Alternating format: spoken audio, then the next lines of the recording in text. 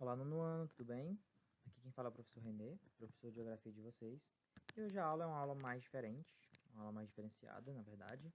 É uma aula que a gente vai fazer a correção da revisão, certo? E é uma aula que geralmente eu faço isso pessoalmente, né? Então, como a gente não está podendo se encontrar, a aula de hoje vai ser, como de costume, uma aula virtual, certo? Então, pessoal, eu digo que é uma aula diferente porque eu não tenho como estar vendo o tempo de vocês, né? Na hora de estar escrevendo as respostas, corrigindo, apagando, vendo se está certo, certo? Então, vocês vão pausando o vídeo, beleza? A primeira vez que eu dou, antes da gente começar a nossa aula, é essa, que vocês vão pausando o vídeo e vendo se vocês acertaram, se vocês erraram, beleza? Vão pausando. O vídeo ele vai ser um pouco mais curto, mas em compensação vai ter o tempo de vocês copiarem, né? Então, no caso, pausem o vídeo. Quando vocês verem que ele está adiantado, vocês vão pausando e vão continuando as questões, beleza? Outro aviso é que é uma correção. Então, se é uma correção, eu espero que vocês tenham feito as questões, certo? Então, se vocês não fizeram, façam as questões, depois vejam esse vídeo, beleza? Porque se vocês não fizeram a revisão e vão colocar somente as respostas, vocês não vão aprender, beleza? O ideal é vocês copiarem as respostas que vocês procuraram, só depois vocês virem corrigir aqui, beleza? Mas sem nenhum outro aviso, a gente começa a aula de hoje, certo? Como eu falei para vocês, é uma aula de revisão e vamos começar, né? Primeira questão, são 10 questões, certo? Passei para vocês na terça-feira, 10 questões. Dessas 10 questões, todas estão, assim, relacionadas à prova e ao conteúdo que a gente explicou, beleza? Por isso que eu espero que vocês tenham feito. Explicou o conteúdo que a gente viu ao longo desses meses, beleza? Então, vamos lá. Primeira questão, lembrando que este conteúdo é um conteúdo do capítulo 6, finalzinho do capítulo 6 e capítulo 7, beleza? Do livro de vocês. Vamos lá. Sem mais enrolação, vamos começar aqui nossa revisão, a correção, na verdade. Primeira questão, né? Eu coloquei terça-feira e pedi para vocês fazer um desenho do continente da Oceania e indicar onde estão os dois principais países desse continente. Aqui está o mapa mundi. Se eu perguntar para vocês onde está a Oceania, bem aqui, né, pessoal? Ó. Bem aqui. Beleza? Então vocês eram para ter desenhado mais ou menos isso aqui e apresentar onde estão os dois principais países, que são quais? Esse aqui, ó, que é a Austrália, e esse aqui, que é a Nova Zelândia. Beleza? Austrália e Nova Zelândia são os principais países da Oceania. Certo? Somente isso. Primeira questão bem simples. Mas para a gente ter conhecimento aqui deste mapinha como um todo, vamos apresentar aqui esses países. Aqui a gente tem esses continentes, na verdade. A gente tem o que aqui? A gente tem a América, a gente tem a África, a gente tem a Europa, a gente tem a Ásia, a gente tem a Oceania. Certo? Bem simples, bem tranquilo, bem fácil. Segunda questão. Pensando na forma de colonização da Nova Zelândia, apresente, que é bem aqui, apresente 5 características sobre este processo. No caso, está pedindo para a gente apresentar o processo de 5 características do processo de colonização da Nova Zelândia, beleza? Eu coloquei aqui as minhas considerações, né? Se vocês verem que estão parecidos ou que tem outras características, não tem nenhum problema. Mas eu coloquei aqui as minhas considerações que eu acho as principais, né? Então, prestem atenção caso vocês não tenham colocado essas aqui também. Primeira característica é que a colonização da Nova Zelândia foi uma colonização tardia, né? A gente viu que o mundo ele é dividido regionalmente de 3 formas. Os países do Velho Mundo, Novo Mundo e Novíssimo Mundo. Os países do Velho Mundo são quais? Isso é uma visão eurocêntrica, né? Então é uma visão a partir da Europa. Mas os países do Velho Mundo são os países que a Europa já tinha conhecimento antes de colonizar o restante dos outros países do mundo, né? Então são quais? A gente tem a Europa, a gente tem a Ásia, a gente tem a África, certo? Então esses aqui são os países conhecidos como países do Velho Mundo. Os países do Novo Mundo são os países que a Europa vai descobrir logo em 1500 naquelas grandes navegações, né? E aí a gente tem o quê? O continente americano, beleza? E por último, aquela colonização, por isso que eu digo que é uma colonização mais tardia, porque a Oceania vai ser o último continente a ser descoberto pelos europeus, beleza? Então, a primeira característica é essa, de uma colonização tardia, certo? Segunda característica é que, além de uma colonização tardia, quem colonizou essa região foram os ingleses. Além da Austrália e da Nova Zelândia, toda essa região foi colonizada pelos ingleses, beleza? A gente tem lógico que se foi colonizado pelos ingleses, a principal língua vai ser a língua inglesa, né? Mas como a gente sabe em todo mundo, pessoal, antes dos europeus colonizarem, assim como o Brasil, a América como um todo, existia uma população nativa aqui, né? Aqui a gente tinha os indígenas, né? Os índios, indígenas. Enquanto que aqui não, a gente tinha os maores, né? Que é a população local daquela região. Então, logicamente, a língua, além de ser a língua inglesa falada, a gente tem também a língua maori, como uma das línguas oficiais lá, e a língua de sinais, certo? E a última característica é que, além de ter uma colonização tardia, né, a independência dessa região também vai ser tardia, certo? Lá para século XX, finalzinho do século XIX, comecinho do século XX, é que essa colonização ela vai começar a mudar e vai ter uma independência, né? Então, os países eles vão ser independentes de uma forma bem mais tardia em comparação ao restante do mundo, certo? Essas são as cinco características que eu coloquei. Vocês podem ter colocado essas ou parecidos, então podem deixar. Mas espero que vocês tenham prestado atenção e coloquem também essas considerações que eu coloquei aqui, que são as principais, certo? E as mais importantes. Terceira questão. Por que a região do Oriente Médio é uma região estratégica? Tem duas questões aqui que vale a gente considerar, né? Que é por conta da sua localização, e eu vou mostrar um mapinha para vocês agora, e por conta também dos seus recursos naturais. Que recursos naturais são esses? Petróleo, certo? A região do Oriente Médio é a região mais rica de petróleo do mundo, certo? Então é uma região muito estratégica, porque além de ter uma quantidade imensa de recursos naturais, no caso do petróleo, é uma região que ela está no meio entre três continentes.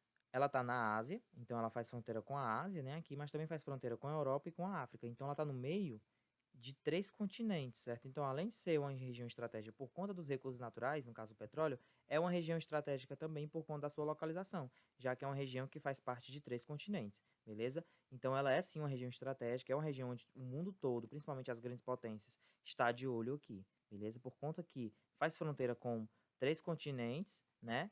E também porque é uma região riquíssima em petróleo. Terceira questão foi. Quarta questão. Apresente as características do Oriente Médio de acordo com a sua população. População do Oriente Médio tem uma diversidade cultural enorme. Que tipo de diversidade é essa? Uma diversidade linguística, uma diversidade étnica, uma diversidade religiosa. Então, a população do Oriente Médio ela é muito diversa, certo? É uma população que ela está muito concentrada, existem muitas pessoas aqui e essas pessoas elas não são iguais, certo? Elas têm religiões diferentes, elas têm características culturais diferentes, elas têm línguas diferentes, têm etnias diferentes, certo? Então, apesar de ser uma região relativamente pequena, existe uma concentração populacional aqui gigantesca, pessoal. Inclusive, eu diria que a concentração populacional maior do planeta, né? Acho que perde, não sei se chega a ser maior que a da Índia ou da China, mas aqui a concentração de gente por metro quadrado é muita, beleza? Existem aqui milhões e milhões e milhões de pessoas morando nesse pequeno espaço, né? Em comparação ao restante do mundo, beleza? Então a diversidade, apesar de ser em pouco espaço, é muito grande. Isso diversidade é essa cultural. A economia. A economia do Oriente Médio vai ser uma economia alta, assim como vai ter economia alta, na verdade, em alguns países, assim como vai ter uma economia baixa em outros países, certo? Os países que têm uma alta economia são os países que mais produzem petróleo. Lógico que os países que têm uma baixa economia são os países que não produzem tanto petróleo assim. Então, por conta disso, né, os países que vão ter um desenvolvimento maior vão ser os países produtores de petróleo, né? E então vai apresentar uma desigualdade social muito grande, né? Que desigualdade é essa? Onde vai ter países muito ricos, assim como vai ter países muito pobres, beleza? E o clima é um clima extremamente seco e um clima extremamente quente, beleza? A gente tem outros climas aqui no Oriente Médio, como o clima mediterrâneo, mas a particularidade maior é que o clima ele é extremamente seco, extremamente quente. Inclusive aqui é a região do mundo onde tem a menor concentração de água potável, certo? Quinta questão. Vou até dar um zoom. Observe o mapa a seguir, presente no seu livro didático, explique este mapa em algumas linhas e para você explicar do que ele se trata, quais são as características e os percentuais presentes nele. Beleza? Aqui é um mapa de petróleo, certo? É um mapa que a gente está cansado de ver, a gente já viu em 2 aulas. E está aqui novamente, né? Porque ele é um mapa muito importante, mas a resposta que eu coloquei foi essa. É um mapa sobre o fluxo de petróleo mundial. Além de apresentar o fluxo de petróleo, ele mostra as reservas mundiais de petróleo, né? Então, por isso que ele é um mapa importante. Porque ele vai mostrar, se vocês forem reparar aqui, as reservas de petróleo em porcentagem, né, no mundo. E aí tem inferior a 5% nesses países aqui de amarelo, de 5 a 15%, que são esses países aqui, né? Aqui no Oriente Médio já está. E os países superior a 15%. Beleza? Então, são quais? Arábia Saudita e Venezuela apenas. Se vocês forem reparar, o Oriente Médio ele vai exportar petróleo para o mundo todo, né? Principalmente esse lado aqui do Oriente. E ele vai exportar petróleo principalmente para aonde? Europa e a Ásia, beleza? Enquanto que aqui na América do Sul, se vocês forem reparar, a Venezuela que vai estar exportando para o Brasil e não o Oriente Médio, porque está bem mais perto, né? E a Venezuela também é um país onde produz muito petróleo, beleza? E o Oriente Médio, ele também, como vocês podem ver, ele coloca aqui para os Estados Unidos, mas a Venezuela também, ela manda bastante para os Estados Unidos, certo, pessoal? 6. Explique o que é o Canal de Suez. O Canal de Suez é uma via navegável artificial a nível do mar localizada no Egito, entre o Mar Mediterrâneo e o Mar Vermelho, para finalidade de rotas comerciais. Já falei para vocês em outras aulas, o Canal de Suez foi um canal criado para quê? Porque antigamente, pessoal, deixa eu colocar aqui no mapa. O Canal de Suez, ele passa bem aqui, ó. Mais ou menos bem aqui assim, acho que é aqui. Ou é aqui, ou é aqui. Enfim, ele corta, não, é aqui, ó. Ele corta a África e vai para cá. Certo? É um canal, porque esse aqui era ligado, não tinha espaço de terra, então eles abriram um espaço e criaram um canal para os navios de rotas comerciais passarem. Porque antigamente os navios que saíam daqui da Europa precisavam rodear isso aqui todo, a costa todinha da África para chegar aqui na Ásia, né? Então, o que foi que eles fizeram? Criaram um espaço aqui para que os navios eles saíssem daqui e já cortassem metade do caminho, né? Vinham diretamente para cá, não precisassem arrodear, certo? Então, o canal de Suez foi um canal criado para facilitar as rotas comerciais, certo? Sétima questão. Faça um resumo da problemática da guerra de Israel versus Palestina no Oriente Médio. Eu não vou dar respostas aqui para vocês, porque isso aqui é muito pessoal.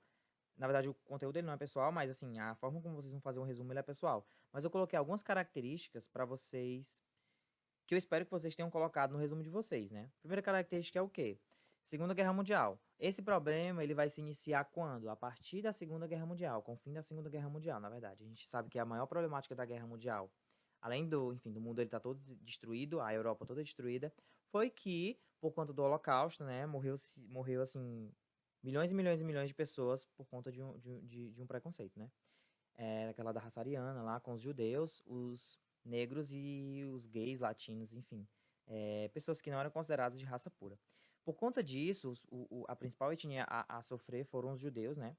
Então, a ONU, que vai surgir logo após a Segunda Guerra Mundial, a Organização das Nações Unidas, ela vai criar um Estado para esses judeus, que vai chamar de Estado de Israel, né? O país Israel. Então é um país muito recente, foi criado em 1947, e aí ele precisa de um local para ser criado, né? Eles vão criar onde esse local? No Oriente Médio, dentro da Palestina. E essa Palestina, ela já tinha muitos palestinos morando aqui, inclusive milhões e milhões de palestinos. Então é meio que assim, eu vou tirar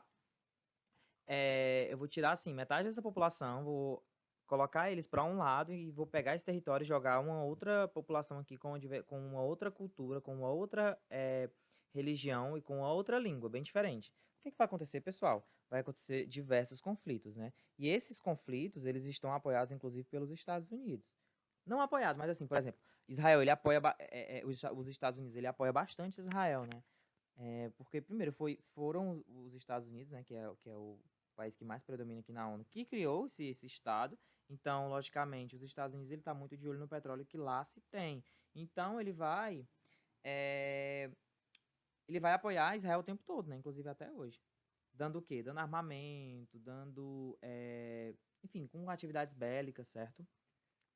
E esses conflitos, pessoal, que acontecem até hoje é por conta de quê? É por conta do território, né? O que é o território? Aquela região que se quer tomar, né? Então fica essa guerra que Israel está ganhando, né? Já tomou basicamente quase toda a Palestina e expulsando os palestinos para outros locais. É uma guerra que acontece após a Segunda Guerra Mundial, por conta da ONU e com o apoio dos Estados Unidos, que acontecem diversos conflitos por território, certo? Então espero que nesse resumo vocês tenham feito essas características, beleza? Oitava questão. Apresente todos os países do Oriente Médio. Tá pedindo pra gente consultar no mapa, né? E ele tá bem aqui, pessoal, ó, página 143 do livro de vocês. Então, vou dar aqui um zoom, vocês podem pausar e ver com calma quais são os países que tem aqui, certo? Observem com calma, beleza? Observem direitinho.